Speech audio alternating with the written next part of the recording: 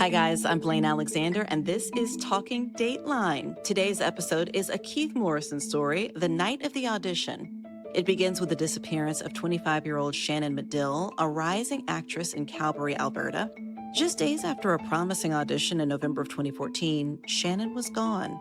At first, her husband said she'd headed 200 miles away for an acting job, but as police investigated, they uncovered secrets about the marriage, inconsistencies in Josh Burgess's story, and ultimately, his chilling confession. So, if you haven't watched this episode yet, you know what to do. You can find it right below this podcast or stream it anytime on Peacock. And when you come back, we'll share more of Keith's interview with the trainer who helped Shannon's mother, Lisa, channel grief into strength. All right, Keith, let's talk Dateline. All right, let's do it.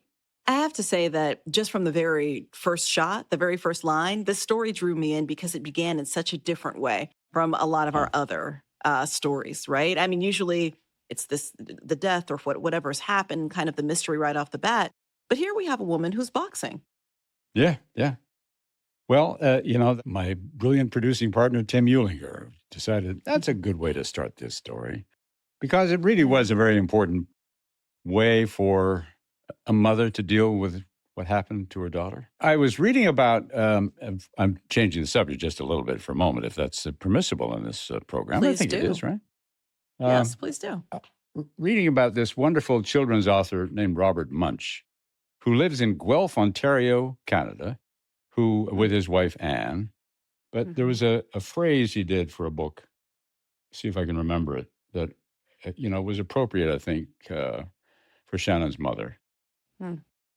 I'll love you forever. I'll like you for always, as long as I'm living. My baby, you'll be. I think any mother could relate to that, probably. Absolutely. I know that book. I know that line. Yeah. I know it well. It's beautiful. It's beautiful. And I think that's exactly it. I mean, there are so many different ways to start a Dateline story, to get into a Dateline story, but to start immediately with the pain of the person left behind, I think was a very striking way to do it. Because immediately I thought, oh my gosh, what happened? Where, what led her to this place, Sure. Let's talk about Shannon. 25 years old. What did you come to find out about her? Well, Shannon was really the heart of this thing as far as I was concerned. It's what really attracted me to this story as much as anything else was her character, the type of person she was. She was vibrant, she was witty, she was funny, she was she spent some time doing stand-up comedy. She was a talented young actress. Some families where there is one person who is, I'm not even sure what you'd call them, but the sort of vibrant life spark in the middle of the family. Unpredictable, difficult, not always successful, but you can't take your eyes off them. And that was her. I got that sense immediately. I have to say that watching this, obviously from the standpoint of, putting together Dateline stories, you all had a tremendous gift, which was a trove of video of Shannon. Yes. And that's not something that we often have when we talk about, people who have been taken away. And so to be able to really, in so many ways, Keith, bring her to life in this story very quickly in that piece, I felt like, okay, I know her. I got a sense of her. I got a sense of her personality, what she's like. And that's not something that we can often do. Right. Almost in real time because, that the audition she did was just a couple of days before she was reported missing. And in fact, we've already done the spoiler alerts, I know, but the day she did the audition was the day she died. That added a bit of a sort of eerie factor to it as well, didn't it? Yeah, very much so. Her unpredictability was such that when she didn't show up for a family dinner, the expectation was that she, had suddenly got an audition somewhere up in Edmonton, and then later on, they found the evidence of a credit card and being used in New York City. Maybe she'd gone there. The idea that she would up and take off and go somewhere was not out of the realm of possibility. And she was missing, and they had no reason to suspect her husband. They seemed to have a very close relationship. He seemed to worship her, and he also was very happy to be included in family events. And so they didn't have any reason to suspect that he was responsible even her family seemed, Yeah, I mean, I think there was a soundbite where she said up until kind of the day that, there was a confession, she never thought that it would be him. right, This right. great surprise, right? Yeah, Which in a lot of the stories that we do, it's thinking, okay, gosh, I hate to think this, but maybe it was her husband, maybe it was the partner, maybe it was somebody. But the fact that they really, in their minds, stuck by him for so long was also very striking to yeah, me. yeah, it was striking. One of the other interesting things about this is he confessed through a doorway to a cop who was standing outside by herself. She heard it alone, and so she Yeah. had to get more corroboration before she could actually use it. But then we started to talk about the methodologies of police work in Alberta and much of Canada, and they're quite a bit different than they are here. When I say quite a bit Hmm. different, I'm not schooled in this, so I'm maybe going too far, but they are different, and it is very complicated, and it takes a long time. So that was part of the reason this took so long to solve, months and months, because just applying for a warrant to look inside the husband's house Hmm. seemed to take forever. Um, there had to be sort of more evidence of guilt than I think I'm right when I say this, and there would have been required in an investigation in New York or L.A. or something. I believe. Interesting. Yeah. Can we talk about this confession? And there were two confessions, but the first, through the door, Yeah. underwear clad, no recording, covered in blood confession. I mean, there are so many bits of drama to that moment that Oh, there it really was almost were. kind of hard to sift through it. But I just can't imagine being the investigator who gets this confession through the door and has no way to prove it. No recordings, no body Exactly. cams, no Yeah. anything running. That has to be the most frustrating thing. I can't imagine anything more frustrating in that No. situation. It was frustrating for us not having video of that. So you can imagine what it'd be like for her. Right. Yeah. I mean, you've done a number of these stories. There have been confessions all over the place. Have you seen anything quite like that one? No, no, he was an unusual character, I don't know if you remember a story about boy, talking about Canadian stories, but a Canadian colonel who was attacking young women. At first, he started out by, Mm. sneaking into their houses and stealing their underwear, and then he graduated to killing them. Mm. He had been a highly regarded, decorated senior member of the Canadian military, so it was a terrible scandal. We get to the interrogation when they finally get to the place where they have enough evidence that they can put him into a room and they can ask him the questions about what really happened. And because he's confessed to nothing, he doesn't even know he's a suspect until that moment he's brought into the room, or he has lots of reason to not think he's a suspect. And that guy who did the interrogation was so incredibly skillful. He was very polite, very friendly, Mm. treated the colonel with great respect. But it's Mm. that kind of interrogation, which again, I think we saw something of that in this conversation that you watched, uh, Mm. is pretty successful generally. Absolutely. Because I wondered watching it and now talking to you, if he had taken the complete opposite approach, come in yelling at him, cursing him, I know you did this, blah, blah, blah. Um, Certainly you wonder what that would have yielded. Because Josh all along had certainly had everybody fooled. And so Yeah. you just wonder if what certainly different approaches make all the difference, Well, they really. worked at him for quite a while before this fellow came in, and they Hmm. weren't getting anywhere. So they were running out of time. They had to get. Hmm. They only had him in there for I can't remember how many hours, but they had to get whatever they were going to get from him within that period of time. They weren't there yet, so they wouldn't be able to charge him. So they'd have to let him go. So with just a few hours left, in walks this fellow who does the victim blaming routine, and that worked. It was fascinating to watch. It really was. Yeah. When we come back, you'll hear from Lisa's trainer, Jeff Starling, who also lost a family member to a tragic murder, about how he turned workouts into therapy and how the gym became for him a place of healing. I'm always struck by someone who has knowledge and has close proximity to a family who is trying to find answers for so long, and to be able to be with them as they're suffering and wondering and not really sure what's going on and still keep that sort of a secret is Just really, really Yeah. chilling.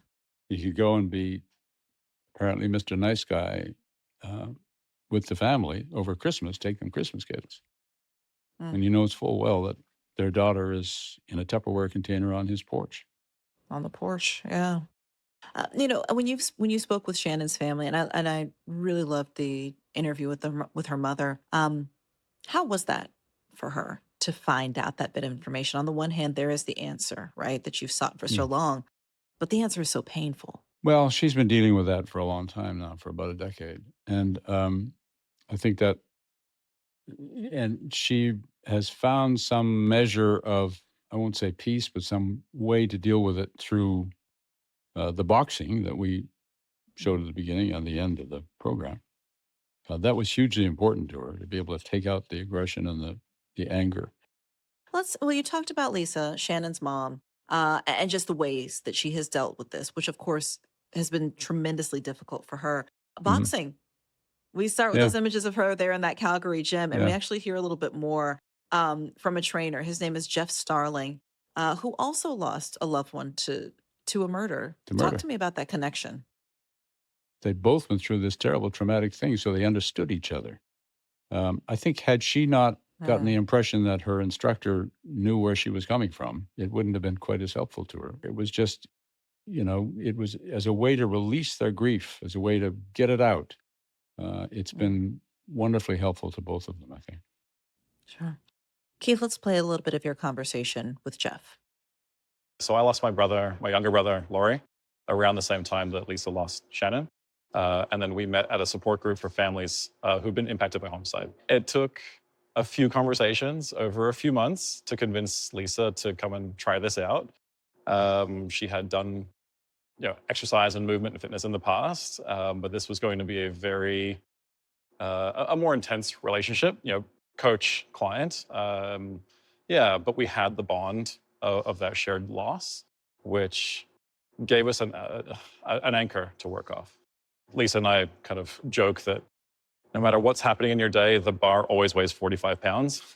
And in a time when there's so much chaos and unpredictability and people making decisions on you and your family's behalf that impact your life very intensely, being able to come to a place where everything is very predictable and stable and non-chaotic was very important, very helpful.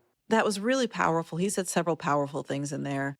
One, I really loved, the bar always weighs 45 pounds, no matter what's going on the outside, right? And in a world of where everything's going crazy, in your life, as you're dealing with this tragedy, you know that there is at least one source of consistency. Yeah, it's true, which I think people really need. One of the most fascinating things to me, Keith, about being in this role is talking to, sometimes after the cameras stop rolling, and talking to families and just kind of hearing how they've channeled their grief, what it looks like to try and heal, what it looks like to try and find some new semblance of life after an event like this. And some people who take it and say, I want to help other families find justice. I want to start a foundation in my loved one's name and do a lot of good that way. Or certainly something like this when it comes to, boxing or channeling that grief into something with someone who can understand them as well. The first time I encountered this was years and years ago when good friends of my wife and I, we lived in a different part of Los Angeles, but they went on a summer trip. They were riding along the highway on their bicycles, and their 13-year-old daughter wanted to ride on ahead. Maybe she was 11, a young daughter. And so they wanted to give her a little more freedom. One of the parents was a little more protective. The one who wanted to give her more freedom said, let her go on ahead. Let her go ahead. Have her private time. So they did. And she rode on ahead, quarter of a mile or so, went around a bend, hit by a car, killed instantly. Oh, God.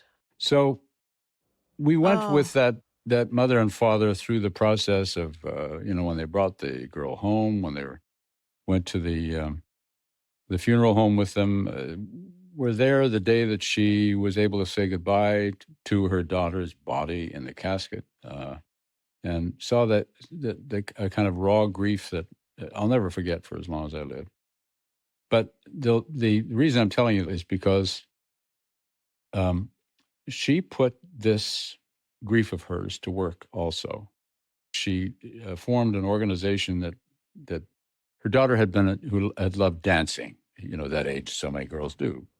So she opened a school for little girls to learn dance in the inner city. And it's now been like, I don't know, a quarter of a century or so that it's been going great guns. Wow. And it's was the thing that saved her life. And in a similar way, as you pointed out, if you've got that 40-pound weight you're going to have to deal with, or if you've got some specific thing that you're going to do that is going to channel this into something positive, that's what a parent can do. So, I mean, I wonder if that is one of the things that will kind of go forward, the power of taking your grief and being able to put it somewhere or find some sort of way to move through it. Yeah, probably.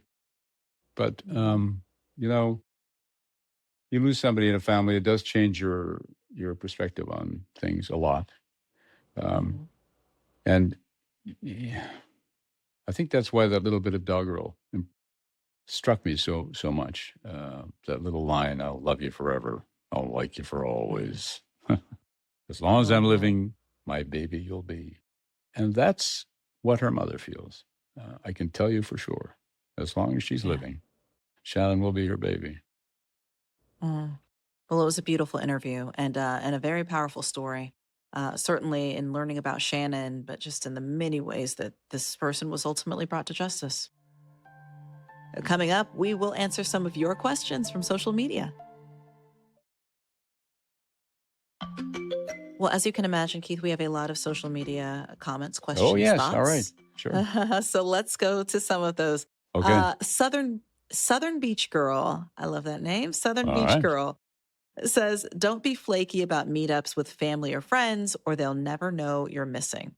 Well, that's a good bit of advice, Interesting I think, I take. guess. Yeah. Interesting take. Yeah. Stay in interesting touch. take. Yeah. Stay in touch. On behalf of Okay. parents everywhere, stay in touch. There you go. But no, certainly we've seen a lot of stories where people, it's been a family gathering. I've actually done a story like that where it was a Thanksgiving gathering and their daughter didn't show up and they said, what's going on there? And that's how they ultimately found out that she was in trouble. We have a few audio questions as well. Let's play one from Debbie. Hi, my name is Debbie. I'm from Millington, Tennessee. Really wish I could join y'all in Nashville. That would be awesome. But anyway, my question is for Keith, and I just wonder, over the years, is there one case that has just stuck with you that you just still eats at you? That's my question. Thanks. Bye. One case. Well, it's a good question, but and it's I have to tell you, people have asked that before, and there are so many of them that I can't land on any one in particular, but I keep thinking of other stories and bringing up moments in them that live with me. And one of the things about this, it's not just a question of, is there a murder? Will they solve the murder? But what a few decades of doing this kind of work will do is give you an experience of the way human beings tick that you would never get in any other kind of reporting. You can report on politics, as I have done in the past, until you're blue in the face, but it's not really going to tell you the nature of human beings like this kind of reporting will do. What we are capable of, good and bad, what families are like, how everybody lies about things, how secrets are kept, how it's endless. Just the way human beings behave is the fascinating takeaway from this kind of reporting. Yeah. Oh, well, we have a question, another audio question. This is from Becky. Let's listen. Hello, this is Becky from Shreveport, Illinois. My question is, how is it determined which journalist does which stories? By the way, I think Keith Morrison is the best storyteller. Thank you. We agree, Becky. We agree. No, I think Blayne is a better storyteller. Oh no. We arm wrestle. Is that what we do? No. We're going to be doing some arm wrestling in Nashville.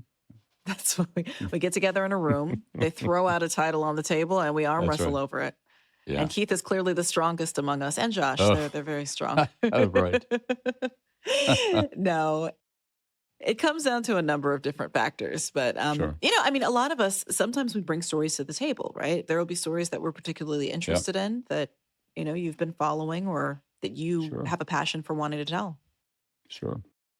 It's a little different than a lot of the reporting that you imagine a newspaper reporter or TV reporter doing. It's a whole group of people who will consider all the facts of a story that you can ascertain at least, and have a meeting about it and go over it, and will it fit into is this the kind of story we can adequately do, and then if we can adequately do it, who should produce it, who should be the person who's the correspondent, who should that.